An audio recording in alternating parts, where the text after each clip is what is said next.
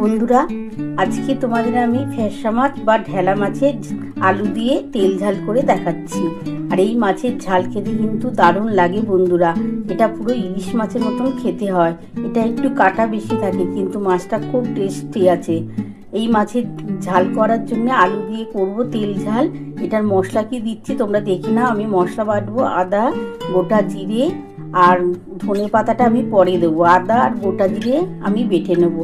চলো বন্ধুরা, রেসিপিটা শুরু করা যাক।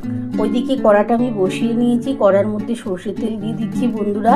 দেখো বন্ধুরা, কড়া কিন্তু আমার বসানো হয়ে গেছে। কড়াটা বসিয়ে দিয়েছি, কড়ার মধ্যে একটু জল আছে। এটা একটু শুকিয়ে গেলে আমি সর্ষের তেল দিয়ে দেবো।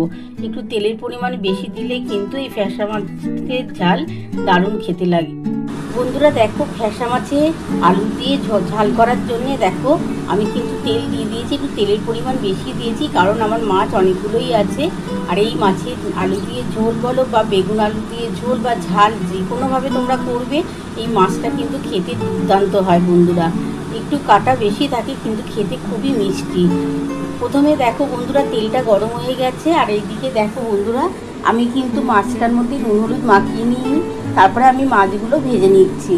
আর মশলা কি বাটবো তোমরা তো দেখেই নেবে। আমি আদা আর অল্প একটু গোটা জিরে দেবো। আদা আর গোটা জিরে একটু বেটে নেবো।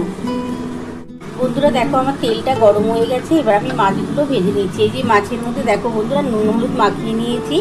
এটা ভালো করে মাখানো আছে। এবার কিন্তু আমি মাছগুলো ভেজে নিচ্ছি। আর এই মাছগুলো কিন্তু ইলিশ মাছ যেমন ভাজতে গেলে তেল ছিটকায়, এটাও কিন্তু তেলটা আমি ঢাকা দিয়েই ভাজবো। বন্ধুরা দেখো, আমি কিন্তু চারটে চারটে করে মাছ ভেজে নিচ্ছি।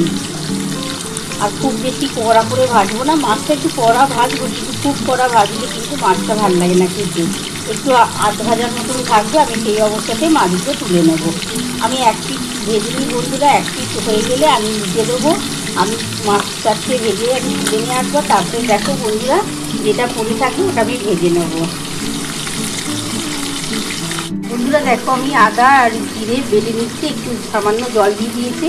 এটা আমি বেটে নিই, তারপর আমি রেসিপিটা তোমাদের দেখাচ্ছি। বন্ধুরা দেখো, আমার এক পিস ভাজা হয়ে গেছে। আমি এবার উঠে দিলাম।